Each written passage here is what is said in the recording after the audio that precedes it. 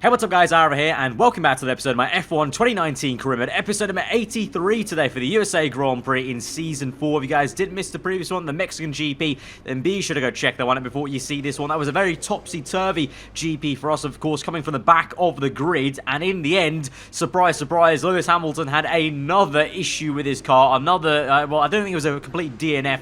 I think he classified in 19th place because the DNF happened literally on the second last lap of the Grand Prix, but it did mean that Gasly was elevated to P2. I ended up on the podium then from P20, which was a mega drive for us personally, of course. Gasly, though, did get some points on us, and he leads the Drivers' Championship by a measly margin of 1 point, though. But upsetting again to see Hamilton have another issue. Let's hope maybe not the case at the USA Grand Prix, but it's going to be a tough one because USA in general, the AI are very strong around here, very consistent around here in the race, and tyre wear is always an issue here. So it's going to be a tough one, but we're going to try and do our best ready for this episode and also the next Brazil going into the finale then, but praying that maybe the F1 gods are kind to us here and maybe we can try and do a good job versus Pierre Gasly. He doesn't just dart off into the distance. But first and foremost, we have to see how we do over one lap. There's going to be no rain for the entire weekend, so that's an absolute blessing and a great start to the episode for us. So let's just go to qualifying then and see how we do over one lap. It's time for today's qualifying session to begin here in the United States.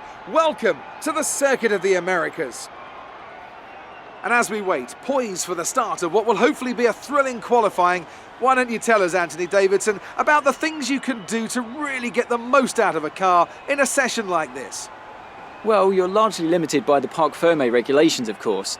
Back in the old days, pre-2004, you'd work on both a qualifying setup and a race setup over practice, and then swap them over after qualifying. So the race car was quite different at times to the qualifying car. Nowadays, though, you have to find a compromise that works for both. There are a few things that you can still adjust during the session, such as the differential, the brake bias, and the front wing angle, but that's about it. So it's more about optimizing what you do have and adapting your own style to suit the track conditions. Right, so here we are then into the tail portion of our first one lap in Q1 as the sun comes down here at Kota. A little bit of understeer kicking in the second last corner there into the last, and the blinding sun back again as we saw in the Road to Glory version of the USA Grand Prix. But we get through up into P3. Weber and Verstappen looking pretty quick at the moment, but Hamilton eventually comes through for a mega lap then in Q1. So he's dominating that first session there. So massive gap, about 7/10 to find there to Hamilton. So hopefully we can do in Q2, and the gulf is not that big there. But it seems like the Red Bulls aren't superiorly strong. It looks like a pretty close fight between us at Mercedes, Renault, and Red Bull once more. So that's a good thing for us in terms of versus Gasly there, who actually at the moment is topping the session though. So maybe Red Bull might get quicker as we go through the day essentially. But saying that, I'm getting quicker as we go through the day, and it's been a mega lap for me. Felt really comfortable that time on that flyer, and in Q2 we set the fast lap going of the session, and we do end up being top. But you can see it's actually very close between myself and Pierre Gasly there, Butler and Hamilton there in terms of the Red Bull sandwich with us two Mercs bookending either side, but very close between myself and Gasly. Great to see between both of us championship rivals. So we move now through into the top 10 shootout then. It's actually quite dark actually. I didn't remember Kota being this overcast or dreary looking as the sun came down, but I guess maybe it's been a while since I've been to the USA GP in career mode. So we now come through the last corner. It's not been a complete tidy lap. That second sector was a little bit scruffy, and also the last corner there, you can see massive tank slapper there, but in the end it's still good enough for pole position, which surprised me because like I said, it felt like a bit of a scruffy lap, but I guess maybe that was because I was very aggressive with the car, and maybe that's how I found some time then to go fast as all right now. Leclerc in the Toro Rosso surprisingly in P2 right now, Gasly P3, Hamilton's way down the order at the moment, so it's been a very weird session. And now as we come through the last few corners, Butler now in P2, Verstappen P3, so it's all changing as we go on through to the end of the session. We've not gone faster on that second run, but will it still be pole position? I think it will be. Yes, it will. We get pole for the first time in a long while here in the F1 2019 career mode there, and it's a very fine margin between myself and Devin Butler, but it's the wrong Red Bull basically for the championship because Gasly, he's had a mare there down in P6 behind my teammate who's also really not performed. So he's been beaten by by the Toro Rosso Leclerc, which is very surprising because Toro Rosso on paper is not a very fast car this season. So, yeah, very weird session. You've got the Alfa Romeo also beating Lucas Weber in the Alfa Romeo versus the Renault, and the McLaren of Lando Norris down there. So, a very topsy-turvy qualifying session indeed here at the Circuit of the Americas. Maybe the track evolution was quite high, but that puts us in the best position possible then for this race in terms of I talked about maybe being a tough one, but we've done half the job then on pole, but the race is going to be mega tough, like I said, with the tyre wear. So let's see what we can do, but Gasly is 5 places back from us, so that's a really good start to the weekend. So let's go to the grid and see what we can do on Sunday. In 2012, America's on-again, off-again love affair with Formula One finally seemed to settle down with the completion of this wonderful racing facility here in Texas. Since then, we've been treated to some incredible races, including, of course, that classic wet-dry championship decider of 2015. We're racing today then in Travis County, Texas, around the 20 corners of the wonderful Circuit of the Americas. We'll be reaching speeds of around 200 miles an hour, and there are plenty of good opportunities to pass, especially through the 2 DRS zones into turn 1 and the very long back straight into turn 12.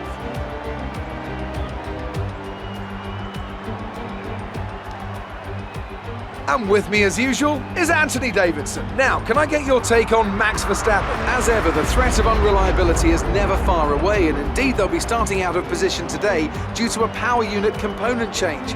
So it's going to be a difficult task to move forward from there. But on the bright side, at least those fresh components can help them maintain the power they need to come through the pack. I expect to see them take a more aggressive approach today to make up for the compromised start. Let's run you through the driver grid order for today's exciting race. The engineer lines up on pole position, edging out Devon Butler, who'll start from P2. Moving on to the rest of the grid, we have Leclerc, Hamilton, Daniel Kvyat, and Weber, Norris, Giovinazzi, Ricciardo, and Roman Grosjean, Verstappen, Hülkenberg, Valtteri Bottas, and Raikkonen, Stroll, Russell, Sebastian Vettel, and Kevin Magnussen. Perez and Pierre Gasly picks up the final grid slot today. And with lights out just moments away, it's time to go down to the track.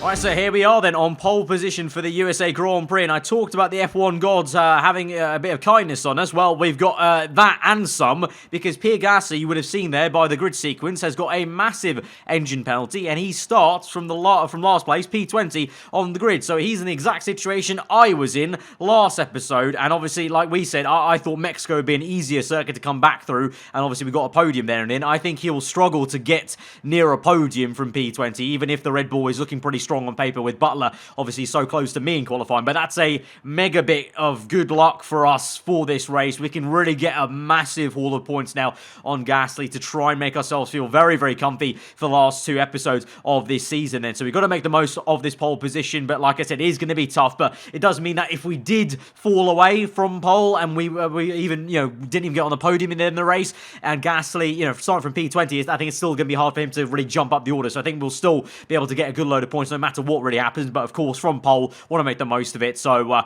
yeah, let's see about that. It's going to be apparently a 1 stop from the soft tyres to the mediums, which is a little bit sus because I don't think the medium tyres can go really that long, especially the softs also will be quite horrendous at the end of their stint. So I think more so we'll probably go towards the hard tyres, I think. But for now, we'll just stick with this strategy and just kind of, humour the engineer basically, and then we'll see what we can do on the fly basically. But let's get into this then as we now go towards 5 red lights to the USA Grand Prix, the third last race of this season from pole position, which is a rarity for us. Here we go then. 5 red lights are out and we're underway, and it's a good start for us initially there compared to Devon Butler, but he continues to climb up the order on the left-hand side. Hamilton as well, diving around the outside along with Leclerc with the Toro Rosso there. We get back up into P2 though, down the inside of Hamilton. There, a little bit of contact was made though between us on the right-hand side there, but Hamilton's actually jumped Leclerc, so he's done really well there from P4. So it's a Merc 2-3, but Butler has got the jump on us. Our old F2 nemesis and rival there has got the jump into the lead of the GP. I'm hoping that this isn't the last of it, but I think it may be as we go through the second sector.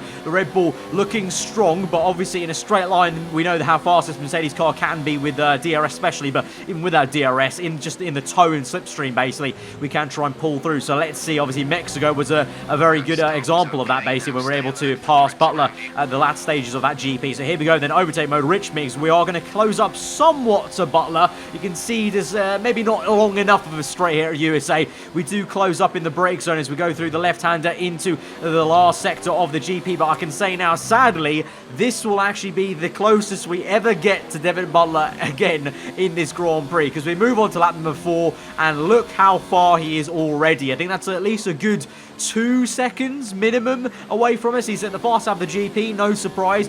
Yeah, the Red Bull actually really damn quick, and you can see here my tyres are starting to overheat on the internal carcass temperature. That front right there, a little bit yellow, and that problem is only going to get worse and worse as we go on through this Grand Prix. I don't know what was going on. It potentially was my setup, maybe in terms of the suspension arms, in terms of the way the car was pushing the tyres into the circuit, potentially just the way I was driving very aggressively through Sector 1, because you can see here I set a purple first sector on lap number 5, but then as we go on through after this sector, I have to be so careful on the throttle and just through the corners, because my tyres are literally on fire. All 4 of them orange, brick orange, on the internal carcass temperature. So I think it was a combination of a bit too aggressive in Sector 1 with the direction change, my setup, and then I don't know, maybe the car as well. So a bit of a disaster on the tyres here, because that's basically the bottleneck that's not allowing me to push on and try and keep Butler honest at all. And so it's probably a great thing that Gasly was not there in P6, because if he was, I think there might have been a high chance he would have overtaken us eventually in this Grand Prix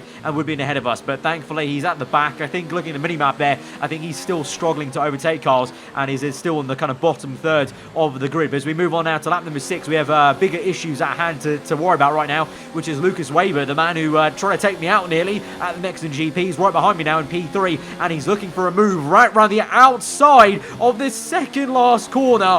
What a move by Lucas Weber. I gotta admit, it's just a fantastic move. He's completely done me and pulled my pants down there. The grip levels mid-apex just were non-existent for me, and he had all the grip in the world in that Renault of his, and he's up into P2. So fair play. I literally couldn't defend that. I didn't even think he was going to make that move, and lo and behold, he just swooped around the outside like I wasn't even there. So fair play. So we're down to P3. I think we're going to probably have to think about maybe making an earlier pit stop than we wanted to, or potentially definitely moving to the hard tyres. There's no way we can go on mediums, because I don't think the mediums will last, because these tyres aren't even lasting that much.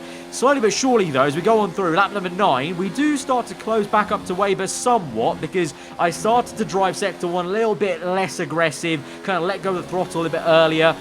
And also the AI tyre wear kicked in a little bit more. That's always been the case on F1 2019 as we go on through the stints.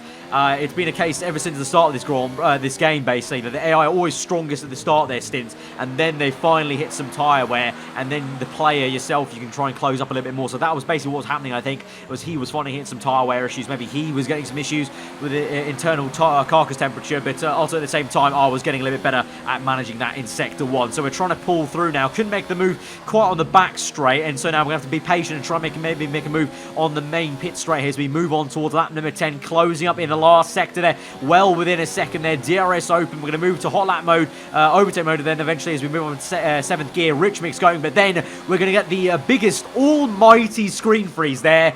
Blink and you miss it, and basically I just ended up at turn 1 by magic, basically. So that's one of the worst screen freezes I've ever seen on F1 2019 so far. I haven't had that many screen freezes on this year's game compared to 2018 and 2017. Those of you who've been watching my career modes for a while will know very well the well-documented screen freezes of F1 2018. A lot of the time in career mode there, it basically became part of my commentary, essentially every single episode. But for some reason now, months into the game cycle, the game started giving me issues at this race. I don't know why, but yeah, there was a massive screen freeze there. So if not for that, I think I probably would have overtaken Weber down the inside, which would have been nice. Obviously, very annoying to not get that, but alas, that's just the way it goes. And so we come in now to our pit stop here. We actually went 1 lap longer than Weber, which is surprising maybe, because I talked about me coming in earlier. But the tyres weren't feeling that bad, and actually my pace was still good. I was still catching Weber, so I thought I'll just stay up for 1 more lap, maybe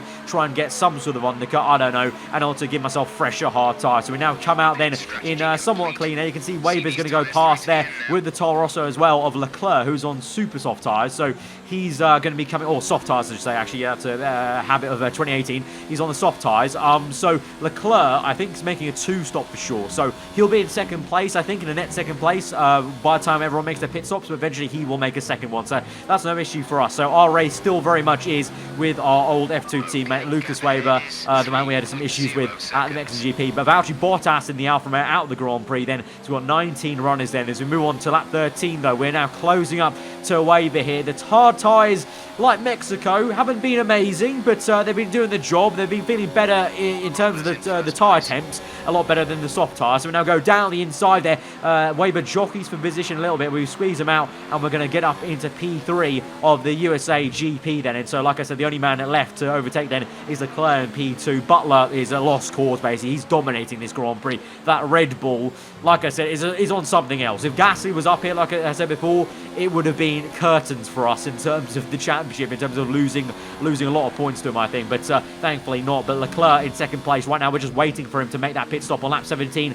Looks like he might be making it then with 11 laps to go in this Grand Prix. And so that will be us up into P2. Looks like at the moment Grosjean is actually in P4. So I didn't actually notice that then. So Weber losing a lot of pace there. But Grosjean's actually on soft tyres as well. So that's actually my bad. So a lot of people then on 2 stops, which is kind of weird to see actually. I thought everyone would have defaulted to the 1 stop, being obviously maxed out cars here in Carimo. But alas, anyway. So we move on then later into that stint then. This is Devin Butler dominating the GP, like I said. A long way back then. Second place is myself in the Mercedes car on hard tyres. Then you got Lucas Weber in third in the Renault. Then 4th place, surprisingly right now on the medium tyres, is Kvyat then, I think that is, in the Alfa Romeo. Then you got the Ferrari, Haskar, Racing Point. And then this is a very interesting battle. Pierre Gasly around the outside of the Toro Rosso here. And so this is Gasly finally making his way kind of into the kind of top 10 positions here. I think this is around P8 or P9 the fight is. And this is Hamilton way down the order in I think around P10 or P9 depending on where that Red Bull is.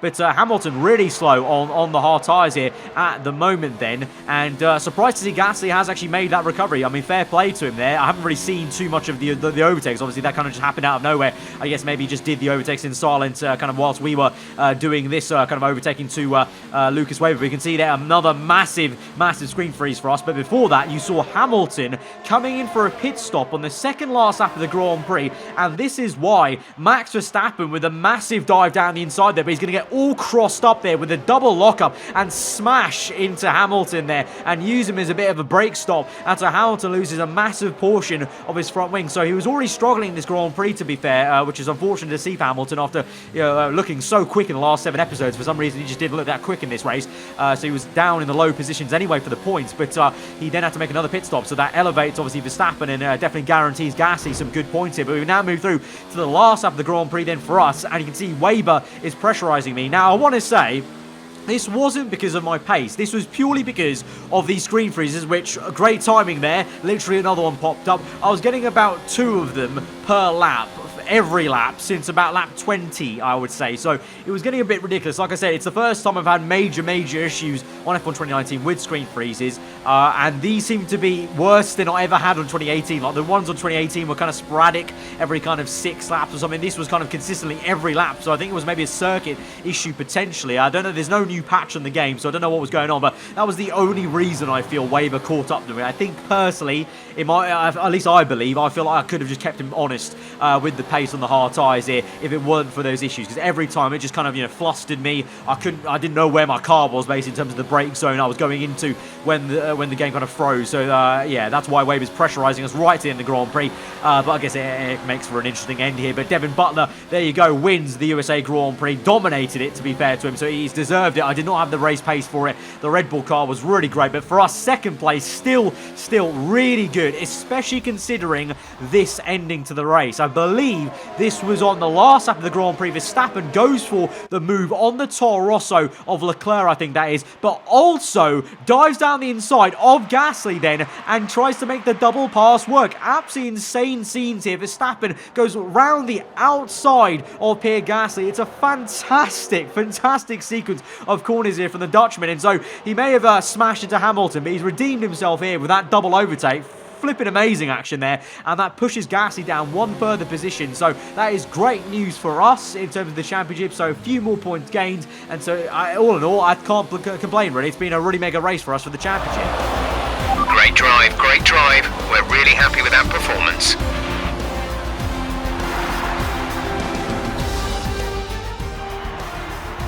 Victory for the team from Milton Keynes then, after a quality performance. Anthony Davidson, how do you think they were able to set themselves apart today? Well, I know it's a bit of a boring answer, but the truth is they simply had the best speed package on the day, and a driver who knows how to take advantage of that. It doesn't matter how much time you spend poring over the stats and planning strategies if you can't keep the pace, and our winner today showed they could do both. Red Bull put up an outstanding fight for the front position today, and it's great to see it paid off for them. They do so much for the sport that you can't help but be delighted by today's race win.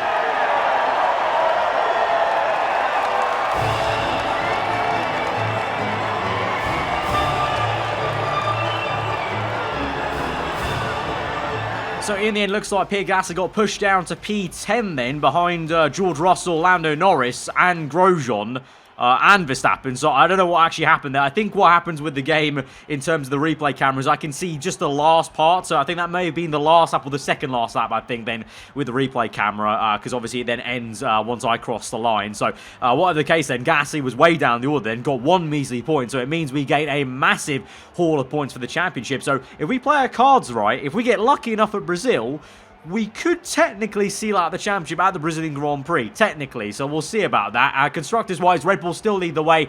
Obviously, Hamilton didn't have a great race as well, so that fight is very much still on, and we need a very good, strong race from Mercedes, from both me and Hamilton, next episode, to really make sure we're in the fight come the Abu Dhabi Grand Prix. But all in all then, I can't really complain, apart from maybe losing out from the pole position. You know, you like to try and convert the poles to the wins, but unfortunately not to be. But still did a consistent job, and that's been what's brought us back in the championship. What's kept us in the championship fight this entire time has been the consistency, whereas everyone has just been going up and down, apart from maybe Gasly and Hamilton the last few episodes, kind of being consistently there or thereabouts, or I guess for Hamilton's sake, consistently DNFing or having issues in his case then. But yeah, all in all, great episode for us then for the championship. So we move on then to Brazil, and like I said, we could maybe seal it at Brazil, maybe. But guys, if you did enjoy the episode, then be sure to hit that like button. Let me know what you thought in the comments below. If you're on your own, hit subscribe for weekly follow-on content. I've been aarava. Hope you enjoyed today. I'll see you guys next time. Goodbye.